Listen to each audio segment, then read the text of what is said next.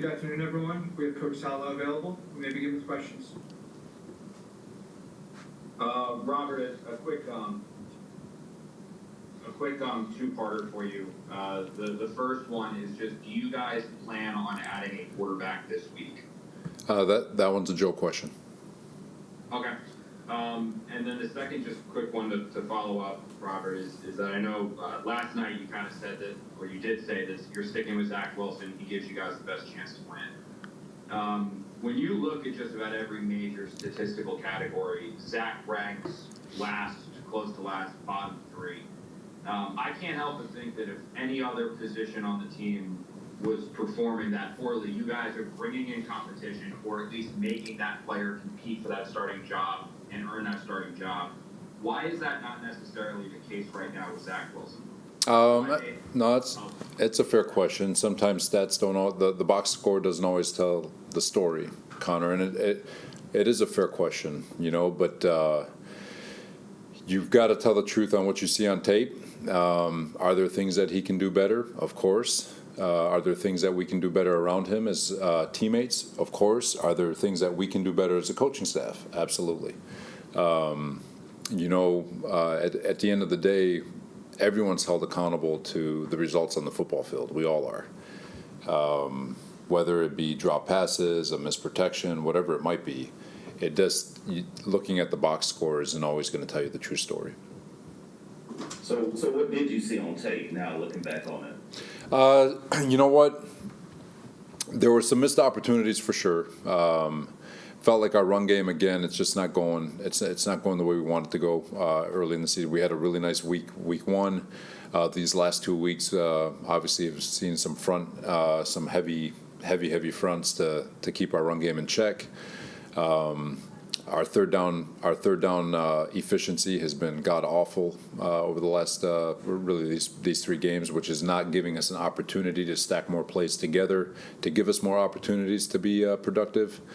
Felt like Zach in the second half, the offense started moving it a little bit better. Obviously, we had that one a real pretty drive there that went the distance for to get us back into a 1-score game.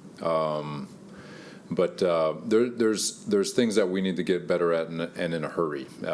There's an identity that we're trying to find within the offensive side of the ball. And it's not an excuse, but the reality is it was built a certain way, and now we're trying to adjust on the fly, which is a challenge, but a challenge that I think we're going to end up coming to an answer for. Robert, so just to follow up, so you said you're trying to find that identity. What is the identity you're trying to find? Well, what this offense is, it's. Whether it's run first, pass second, pass first, pass second, the style of run, the style of play, there's a lot of different things that we're not searching for, but that we're finding out, and it's not to say that it's a work in progress, but there's still a lot of improvement that obviously needs to be made. Robert, you alluded to the drive where things were going well for Zach later in the game, but Tyler Conklin was talking about it seems like when things are moving with tempo, that's when Zach seems to be at his best. So why wait until that point in the game to do that? Why not do that? That's another fair question, because Zach, I looked at too. When you're in the second half and you're in those positions, usually the pass rush is getting a little tired. You get them on their heels, and it's a little bit easier to sit back there comfortably, knowing that you're not getting the onslaught that you normally get during the first, like you would in the first quarter, where they're fresh and it's just. Vroom, they're coming at you in full speed. Usually as the game goes on, which is why our philosophy is the way it is to have waves. For the most part, most teams kind of wilt as the game goes on because they've only got 4 or 5 guys. And so there's that element to it. The easy thing to say is, well, he did good in 2 minutes. Why don't you guys do it to start the game? Well, the answer is the other team is probably super fresh, and that's not exactly the world you want to live in to start a game either. So there's balance, and trying to find out where that fits is something that we're looking for, but that's not necessarily going to be the answer. Daniel, I got a review today, Robert, on social media, where you basically highlighted several plays where guys are open in the secondary, whether it was Garrett or Randall, and Zach just isn't pulling the trigger. how do you get him to do that? And do you believe that he's playing with no confidence? That was something that Dan kind of pointed out. More about the X's and O's than me. No, that's okay. Again, it's fair. You know, the all 22. Everyone's gonna see it. Everyone's gonna have an opinion, and some are correct and some are. I don't want to say misguided because you know a guy like Dan, he can see he can see an all 22 and know exactly what's happening. But you know, part of it and a lot of it has to do with trust in one another, right? You hit your back foot. You don't like what you see in progression. Check it down. Sometimes you have time. Sometimes you don't. But it's I don't want to call it a confidence thing because I think he's playing with confidence. I think he's delivering. He's throwing the ball accurately when it's in timing and rhythm, and his foot hits his back step, and he lets that thing rip. It's pretty. I mean, he's doing a really nice job in that regard. It's you know, but as far as getting to the check down too soon or holding the ball too long, there's a balance there, and I think he's still working through to try to find that out. How about Robert? I got a two-parter here. I know what you said after the game about saying he's got the best chance to win, but I know sometimes coaches, when they have a night to sleep on it, so I'm going to ask it again. Are you still sticking with Zach this week? Yes. And my second part is, if you recall, when he was a rookie a couple of years ago, we asked you questions about his struggles, and a couple of times you said, boring is good. Remember those? You know, it's okay to be boring. I'm wondering if maybe he's gone in the other direction. You know, it's like he's trying too hard not to make mistakes instead of playing a little more free or a little more confidently. Now, one thing I'm going to give him credit for is that he had a turnover-free game yesterday. He had no turnover-worthy throws from my recollection. And because of that, we were in position and had the ball at midfield with 1:40 to go and 2 timeouts to go win the game. Because we played a clean game of football on the offensive side of the ball, and we're able to win the field position battle in the second half. So you can never be too boring, in my opinion, when you have the ball in your hands. But no, I don't think it's I don't think this is a case where he's being too boring. I think he's actually working through progression. He's going through his progression, and when his progression reads are done, he's finding the check down. And I think that's all you can ask for is someone to find a way to distribute the football. And can we be better and more efficient? Absolutely. Can we be better around him? Absolutely. But you know, a lot of the issues that we're running into is just a lack of opportunity because we've been so bad on third down. Why have we been bad on third down? Well, I think we're at 50% of our third down opportunities have been 3rd and 10 or more, which is a recipe for disaster in the NFL. And until we get that part fixed, where we're more efficient on 1st and 2nd down, we're not going to. It's the only chance. Getting that fixed is our only chance to start seeing some success on the offensive side of the ball. Just again, Robert, there was some signs of frustration yesterday. You know, we asked about Michael Carter, Garrett, looked like he was frustrated on the sideline. Post game with us, a few of them sounded frustrated.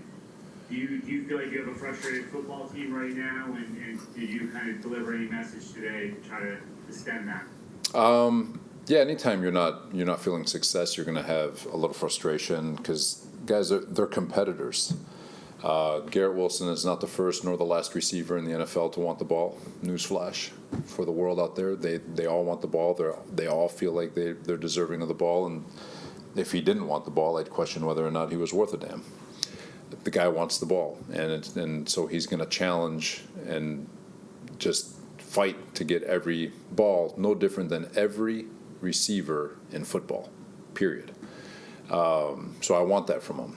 Now, as far as the frustration thing, guys, that's your narrative. Our guys are fighting. They're just trying to find answers.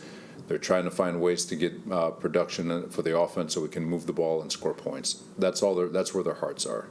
And as long as their hearts are in the right spot, because I've also been around players where they really don't give a flying whatever. They just want the ball. But these guys want to win. And they want to help win, and if it shows as a demonstrative frustration to you guys, it's not taken that way here.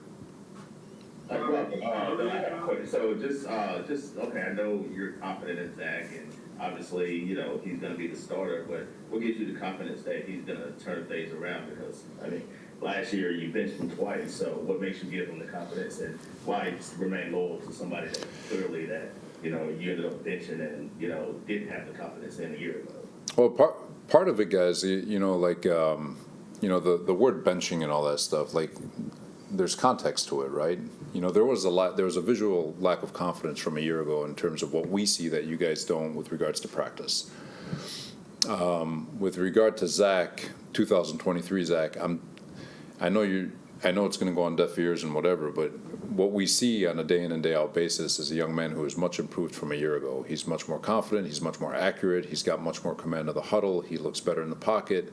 Could have been better yesterday, but he's improved and he's getting better, and he's going through his progressions, and when he is hitting his back foot with his timing and rhythm, I mean, he looks fantastic, and you just don't throw people away, man. You just got to continue to work with him. He's here. He gives us our best chance to win, and as coaches, we're going to do everything we can to help him. Take a couple more for Coach, a couple more. Robert, if I know you're sticking with Zach this week, but if these statistical issues continue to struggle and the all-22 film continues to show a quarterback is really struggling, is his leash shorter now than it was when he took over for Aaron Rodgers, or is he your unquestioned quarterback the rest of this year? He's our unquestioned quarterback, guys. Like, as long as he continues to show the way his preparation, the way he's been practicing, and even in these games, guys, like, he's not the reason why we lost yesterday. It's always a team effort. And as long as he continues to show improvement, and I know it's not, from a box score standpoint, it's not showing anything. It's not showing. He's going to be our quarterback. Robert, that being said, don't the results have to show up on Sundays? It doesn't really matter what you see on Wednesday and Thursday, right? Yeah, no, we do all this stuff so we can be our best and win games on Sunday, period. And yesterday was a winnable game. Like I said, there's no better, aside from blowing a team out, teams want the ball at midfield, you know, the situation we were in to go win. And I thought we did a great job. We fought our tails off. Defense was fantastic in the second half. Made the one critical error that resulted in that big touchdown. But offensively, we just kept plugging and found a way to break through. We just couldn't break through a second time. And credit to New England, man. They've got a top 5 defense. They do a great job over there. But there's, you know, the most important thing about today is just come in, let's figure out how we can get better, figure out the direction that we need to go offensively. It's not about panicking and making wholesale changes. It's about making sure that we're doing everything deliberately to find an identity for this group as it's situated now, so we can get the W's that we're looking for on Sunday. One thing Romo harped on during the broadcast, Robert, I just want to see if you think this is fair or not, was throwing more on first down. And you guys kind of did that in the fourth quarter on that drive, and it worked. He seemed to be saying all throughout the game it would just kind of make things easier on the quarterback. Is there validity to that? For sure. Obviously, we'll always go look. I was actually he told me the same thing, and I was messing with him. I said, if you had a play sheet, you'd throw the ball 99% of the time. So it's always a good time to throw the ball for him. Any more questions, Coach? Robert, about how Last one here. Robert, are you worried at all about how volatile the atmosphere could be on Sunday night at MetLife if things don't improve for your offense? Can't control that one. Thank you, everyone. All right. Coach. Thanks, guys.